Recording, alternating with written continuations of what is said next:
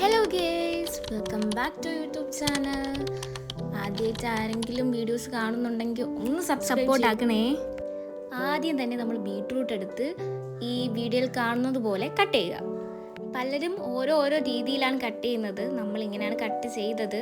കനം കുറച്ച് കട്ട് ചെയ്യണമെന്നേ ഉള്ളൂ. ഏത് ഷേപ്പിൽ വേണമെങ്കിലും കട്ട് ചെയ്യാം. അതിനുശേഷം നമ്മൾ ഉള്ളിയാണ് എടുത്തത്.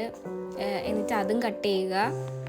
ഈ സ്കൂളിലൊക്കെ പോകുന്ന കുട്ടികളുടെ അമ്മമാർക്ക് പെട്ടെന്ന് ട്രൈ ചെയ്ത് കൊടുക്കാൻ പറ്റിയൊരു മെഴുക്ക് പുരട്ടിയാണിത്.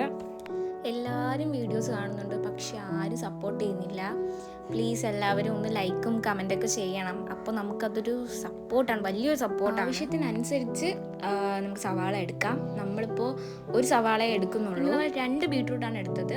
അതിന് ഒരു സവാള ആയിട്ടാണ് നമ്മൾ എടുത്തത്. നിങ്ങൾക്ക് അതിൽ മാറ്റം വരുത്താം, കുഴപ്പമൊന്നുമില്ല. അപ്പോൾ ഈ വീഡിയോ കാണുന്നത് പോലെ നമുക്ക് ഉള്ളി അരിയാം. സവാള അരിഞ്ഞതിന് ശേഷം നമ്മൾ മുളകാണ് ഇടാൻ പോകുന്നത്. മുളക് അരിഞ്ഞിടാം. ഏത് മുളകാണെങ്കിലും എടുക്കാം. ഇവിടെ നമ്മൾ കാരിമുളകാണ് ഇടുന്നത്. നിങ്ങളുടെ എരിവിനനുസരിച്ച് ചേർക്കാം. ഇവിടെ നമ്മൾ 2 മുളകാണ് അരിഞ്ഞ് ചേർക്കുന്നത്. ഗ്യാസ് കത്തിച്ച് നമുക്ക് പാൻ വെച്ച് കൊടുത്തതിന് ശേഷം അതിൽ ഈർപ്പം വറ്റുന്നത് വരെ ഒന്ന് വെയിറ്റ് ചെയ്യാം.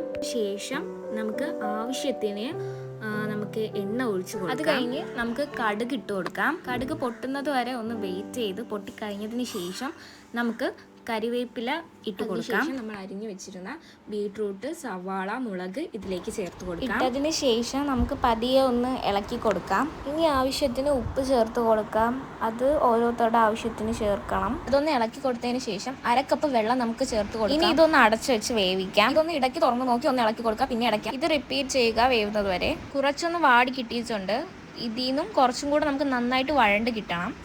അപ്പോൾ നമുക്കൊന്ന് ഇളക്കി കൊടുത്തിട്ട് പിന്നെ അടച്ച് വെക്കാം. കണ്ടോ, ഇപ്പം നല്ല വാടി കിട്ടിയിട്ടുണ്ട്. ഇനി നമുക്കിത് ബൗളിലേക്ക് മാറ്റാം. കണ്ടോ, നല്ല മെഴുക്ക് പുരട്ടി ഇത് അവിടെ റെഡി ആയിരിക്കണം. വളരെ സിമ്പിളാണ് ഗേസ്. എല്ലാവരും ഒന്ന് വീഡിയോ ട്രൈ ചെയ്ത് നോക്കുക. ഇനി എന്ത് വീഡിയോ വേണമെന്ന് നിങ്ങൾ പറയുക. അപ്പോൾ ബൈ.